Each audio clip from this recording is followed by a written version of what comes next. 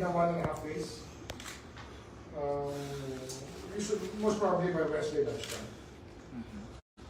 I spoke to one of the main prosecutors a while ago. And we just have to backtrack and check on more records. Maybe I'll give you a background also on why there's a delay. Please lock the door. No more. Lock me on.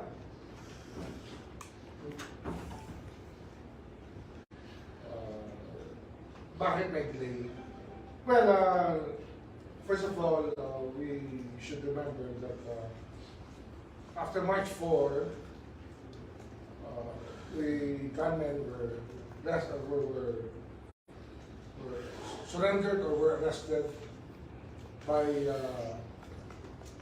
in about 12 to 14 days after the event. They were all in custody already 12 to 14 days after the event. And most of them,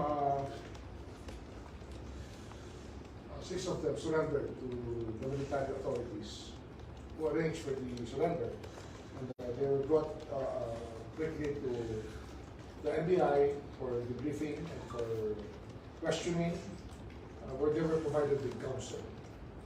Counsel, of course, provided them with the Public Attorney's Office lawyers, and they gave their statements to the government, to the prosecutors, to the NBI, the investigators.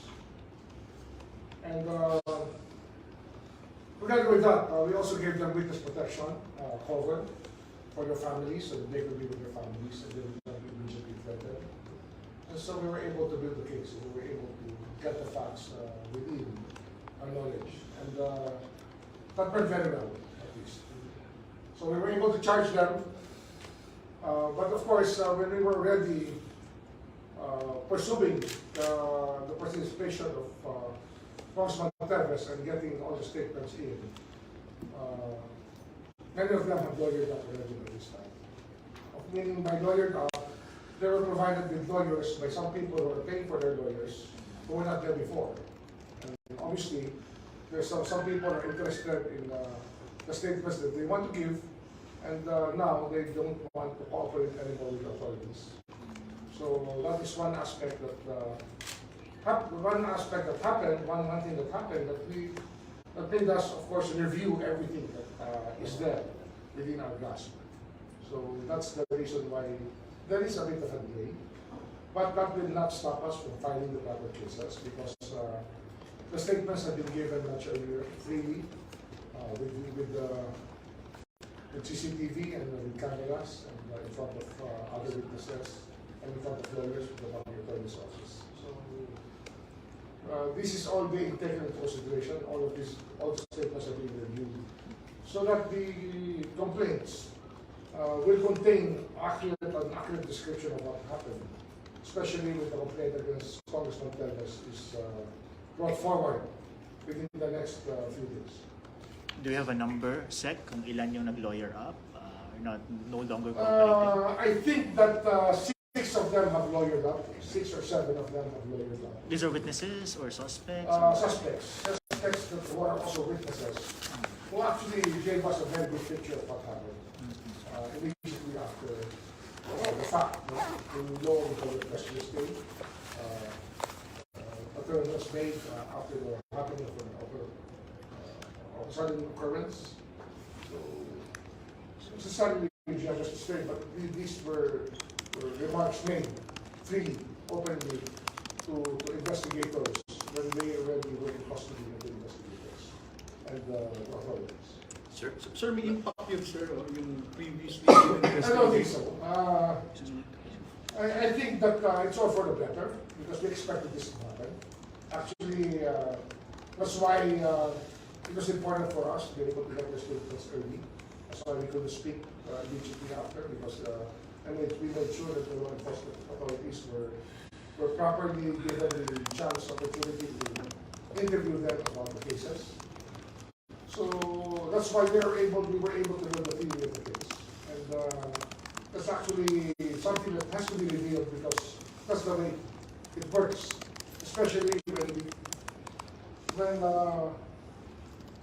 there is a conspiracy And there are some people who probably have a lot of money operating within the conspiracy to be able to afford the lawyers that they're now getting, to lawyer up for them. For different lawyers for the court. I think so. I don't know, but I've never encountered any of them. I have not gone in front of any of these gunmen. I have not spoken to them. I have tried to lay my hands off the case in that way because I think that it's better off that this was pursued by the law enforcement people properly without any intervention from the top leadership. But we expected things to happen this way because of the amount of money that is there that will be affected. The kind of businesses that are part of this violent incident. To be clear, Sec, are these suspects already under custody of the NBI? Or Oh yes, these are the people that we're talking about who are suspects. Mhm. These are the people in the CCTV with the names attached to their persons that have happened because they identified themselves at the time. So the good thing here is that they've already said everything prior to lawyering up. It's a good thing that we already have their statements clearly said before, prior to everything else. Sir, clarification lang. Saan po ipafile ang kaso? Sa DOJ o sa korte na po? DOJ muna. DOJ? Yes, it has to be evaluated by the panel. Opo. Kasi iba yung nag-build up na, iba yung mag-evaluate. Then it will be filed in court after Mr. Termes is allowed to answer, if he will answer. Because he's not in the country yet, I doubt if he will even be here to swear by statements. So he's not going home within the next 2 weeks, will be critical to the filing of the case within the next 2 weeks. If he doesn't go home, we will pursue. We'll immediately file a case. So dadaan pa rin po siya sa normal procedure ng preliminary Yes, of investigation? course. We will still give him a chance, give him a notice in absentia. That's all we will do. And how many... They send the notices to his class 1 address, to his office address, to what places he frequents, to his home address, to the batasan. And after that, the period will start rolling already. If it does not answer, it does not make a counter affidavit, then it's considered submitted. How many counts of murder case, sir, to be filed against Congressman Teves? 10 murder cases. Because there are 10 dead people. And several other multiple frustrated and multiple attempted murder. Sir, na-mention nyo kanina there's money involved in providing counsel to the Lawyers are expensive. Apo. You know that. So, saan po, are we able to trace kung saan po nanggaling yung funding? We can trace it. I think we can trace it. But it's not important now for us to say who's paying for what and how much. But the important thing is, we know that the winds will shift or their stories will become different after they've lawyered up because some people are, there's already money angle involved. Sir, Like, just to clarify po, so may previous statement sila, no? Then nagkaroon po sila ng private lawyer. So nagpalit po sila ng statement. Some of them have refused to speak already, and they have not issued another statement. And we suspect that they will be changing their statements later on. And they will make a recantation of sorts. But we're not afraid of that because everything was clearly given and said in front of counsel and in front of other people.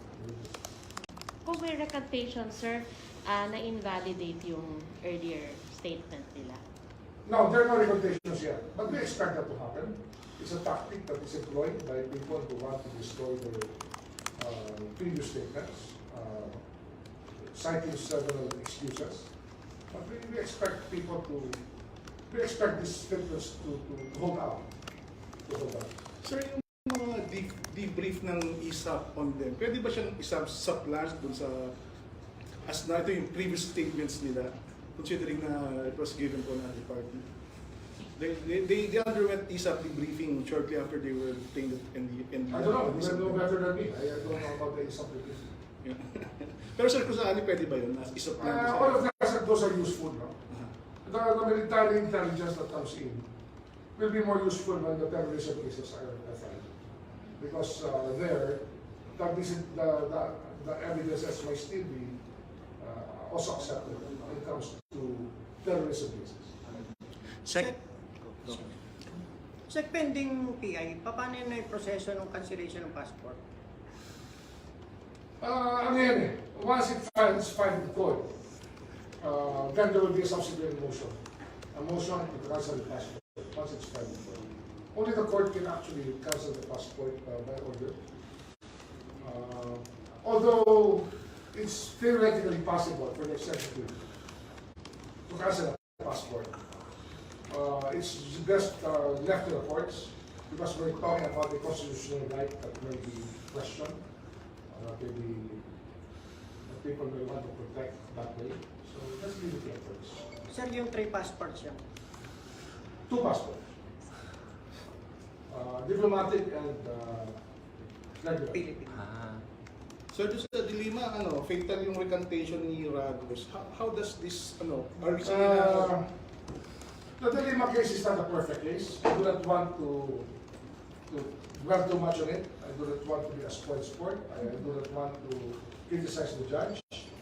But jurisprudence is replete with statements that recantations are not looked upon with favor by the courts. This is an exception to the general rule. What happened to the Degamo case, where this was given a lot of weight to the court, and I have no other problem. Sir, what about the recantation of Ragos? Possible ba doon siya sa perjury? Possible, theoretically possible. Possible. And the DOJ will file a complaint against him? There has to be an interested party for us to file it, or maybe we will ask the prosecutors involved if they feel that they're doing it. But we are not encouraging anything. It's maybe the prosecutors who are directly involved in the cases, in the case to that, might want to talk to us about filing another case on that.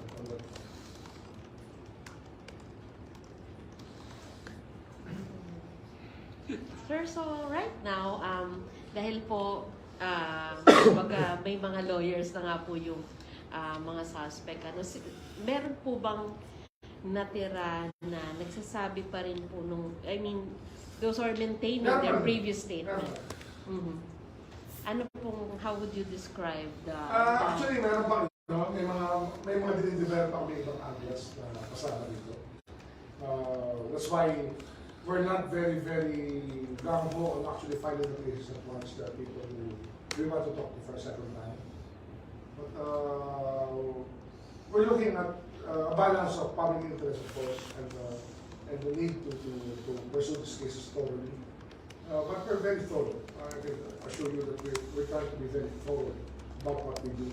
As I said, I've been saying to all of you here in this group that it is really a time for patience. And we build up cases. We have to be patient with it. We have to follow the process. We have to follow the timelines. That's how the work is done.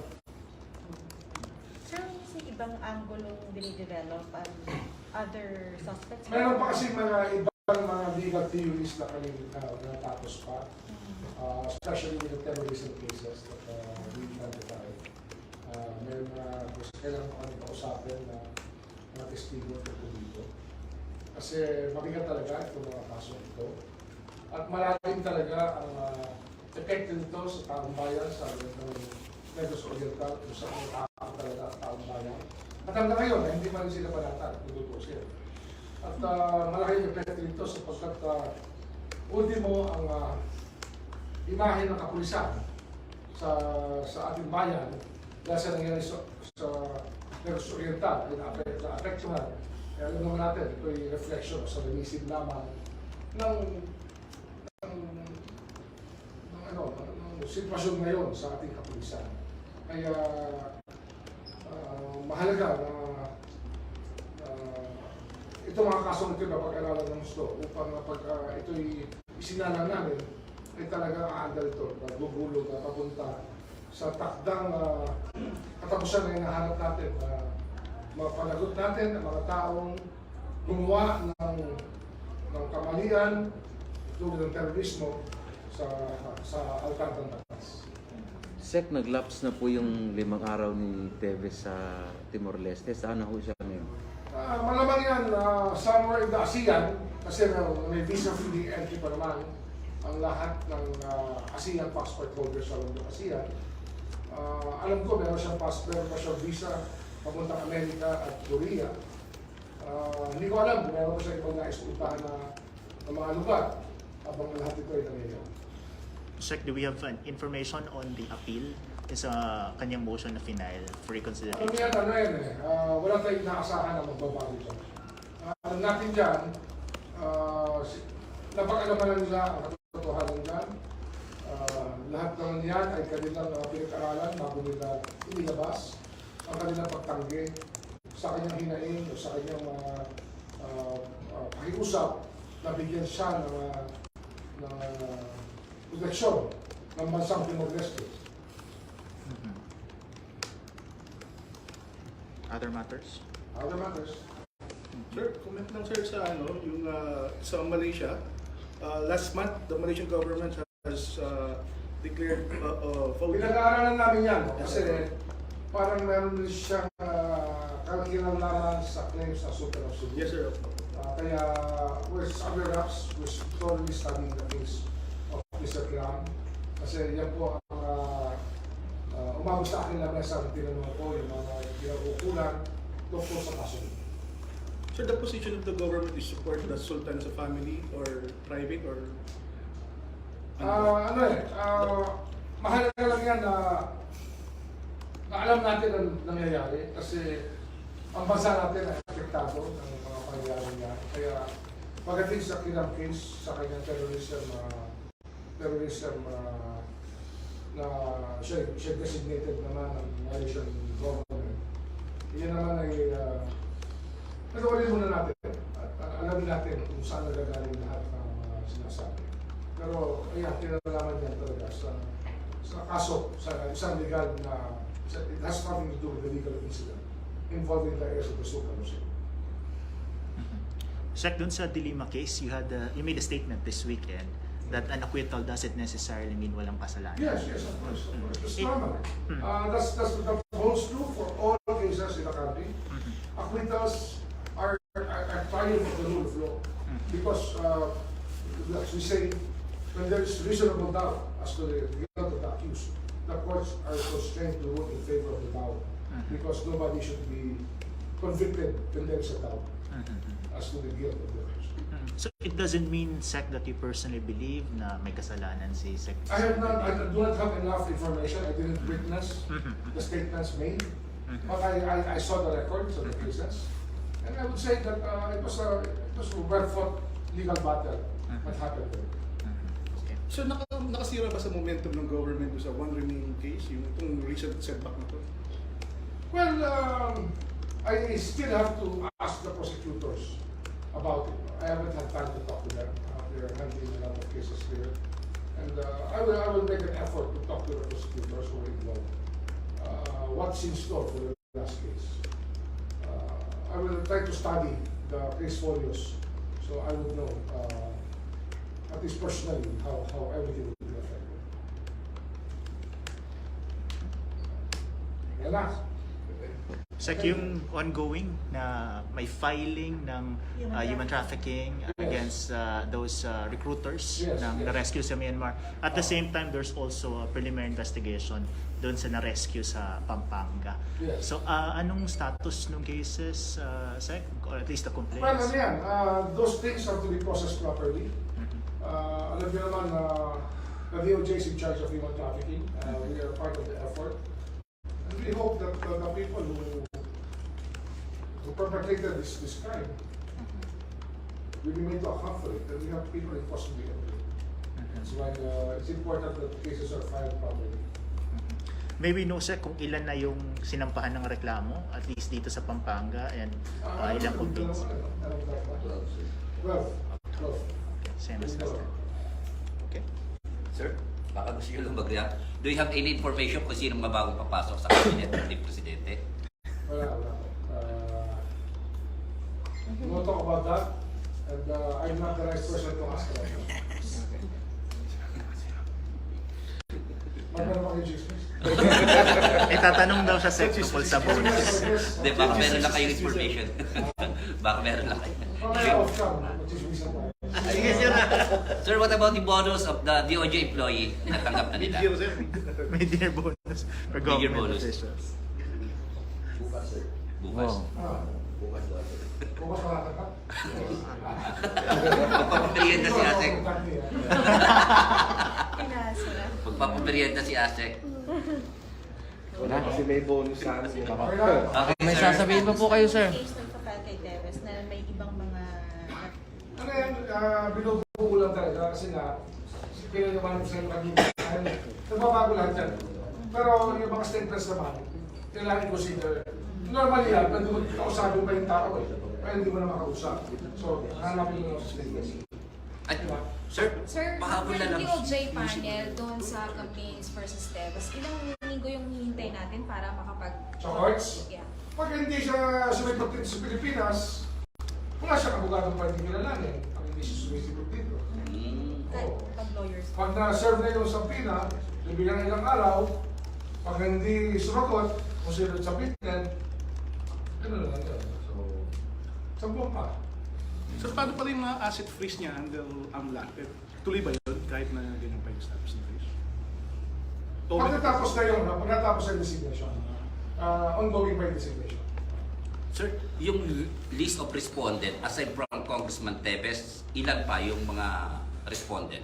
Meron pa kaming inaay na iba. Yun nga eh, meron pa kailangan kausapin. Hindi pa rin tapos eh. May mga bagay na dumarating pa sa aming kaalaman. Kagaya nung Sabado nandito ko, may kausap ako dito mahalaga na may kinalaman sa kaso ng Teves, hindi ko na lang. Kaya, Kaya hindi ko alam kung sino. Mga ilan, sir? Mga ilan? Mga ilan? Hindi yan, sir.